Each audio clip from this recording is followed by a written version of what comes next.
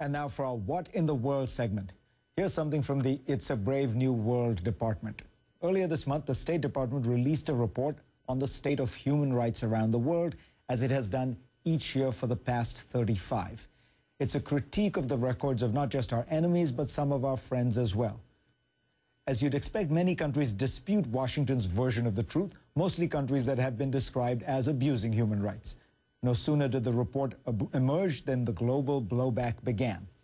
Most nations were happy to just put out statements alleging unfairness and contradictions. Not one big one. Trumping the rest of the world, China produced a report of its own, a reciprocal report, one might call it. It goes by the catchy title, The Human Rights Record of the United States in 2010. They've been putting out such a report for years, but every year it gets bolder. This one has an almost gleeful tone and some key punchlines. Like this: the United States has always called itself land of freedom, but the number of inmates in the country is the world's largest. That, according to China, is a human rights violation. Then it goes on to cite figures that have no bearing on human rights violations as such: unemployment numbers, the number of people going hungry, gun ownership, and so on.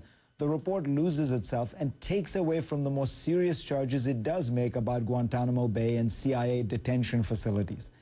The Chinese government should get this report done by serious Chinese scholars, of whom there are many, rather than the propaganda department of its Communist Party, which seems to have written this one. The report also comes out at an awkward time for Beijing. The Chinese government has ramped up its political repression over the last few weeks in a way that is frankly puzzling. Clearly, the events across the Middle East have scared Beijing's leadership. As soon as the first signs of the uprising began in Tunisia, the words Jasmine Revolution became taboo on Chinese computers. Searches for anything connected to them led to blanks. Some Chinese citizens called for regular Sunday gatherings in 13 Chinese cities to seek political reform. Well, very few people showed up. A heavy police presence was already there. Resistors were swiftly detained. Journalists, including a CNN reporter, were prevented from covering the story. I'm not doing anything illegal. CNN was periodically blacked out. In fact, you can bet that people in China aren't seeing the segment you're watching right now. I'm certain it too will be blacked out. But this we all know. Censorship is standard procedure in China. What's new is the ferocity of this current crackdown. Consider the arrest of the artist Ai Weiwei, China's best-known artist, for what has been called economic crimes. The international outrage should have been expected, yet the Beijing government believed it was still worth putting him away. To remind you, Ai Weiwei helped design the crown jewel of the Beijing Olympics, the Bird's Nest Stadium, and his work has been exhibited in some of the finest museums in China and around the world. 169 people were arrested simply for praying earlier this week. Why is all this happening, and why now? The China scholar Ming Xingpei says that while conditions in China are nothing like the Middle East, Chinese leaders do have reasons to feel insecure. Inflation is rising, there's a housing bubble, unemployment is getting higher, and Beijing likes to err on the side of caution, he says. The other key factor, according to Ming Xingpei, is that China will have a new set of leaders a year from now, so they all need to show that they are tough against domestic dissent. To me, it's an interesting sign of the nervousness of China's leaders and their own sense of vulnerability. Because looking from the outside, I don't think the Chinese regime has anything to fear. Under its reign, the average Chinese person's income has quadrupled. People have many more opportunities than they've ever had before. China is economically and socially dynamic. But maybe China's Communist Party leaders, who study their people and their discontents very carefully, maybe they know something that I don't. Governments of decision-making powers put whoever they want in charge. That's exactly what has happened in the city of Benton Harbor, Michigan. Can you believe it? The city is believed to be the Republicans-backed legislation's first victim. The law signed by Snyder last month gives his administration the power to declare any town or school district in a financial emergency. The state then puts in a so-called emergency manager in charge. The emergency manager has the authority to suspend the role of local officials elected by the people. Of course, the people don't matter in Michigan, right? The emergency manager also has the authority to terminate union contracts. How interesting. Sell assets, by the way. Maybe sell some property. And, of course, slash services to the citizens. Now, in Benton Harbor, local officials now have the power to do basically three things. They can call a meeting to order, they can adjourn the meeting, and approve the minutes of the meeting, and that's about it. Needless to say, they are outraged. It's really an insult. If you're talking about piracy, the government has done it in the state of Michigan. The people have been extracted by way of not having a voice, and so now has the government.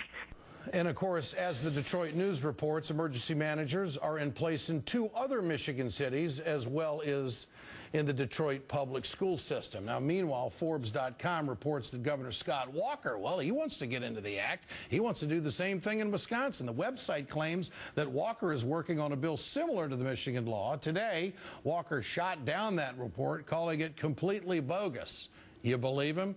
Now it's time to call in Washington correspondent of the Nation, John Nichols. John, good to have you with us tonight. Welcome first to Michigan. Welcome second to Wisconsin. This is a situation where a governor has got the legislature behind him. They passed the law. He can appoint someone to ride herd over the finances and the city. How radical is this? Well, it's incredibly radical, Ed, because in especially the upper Midwest, there's a strong tradition of local government control at the town, village, and city level.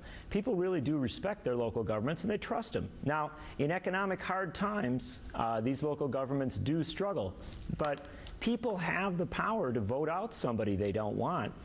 There's simply no reason that a governor would step in and remove local officials except to empower his political allies or to make things happen that wouldn't happen if it was left to the control of the people. Does Walker want to do this in Wisconsin? Well, in a sense, Walker already is doing this. Now, he may not implement the same sort of law as Rick Snyder in Michigan, but Governor Walker has proposed in his budget to take away the power of local school boards to make decisions with regard to charter schools, to take away the power of town boards, which really cover most of Wisconsin's land, to set their debt limits, and to really take away most of the authority of local government to make decisions about labor contracts.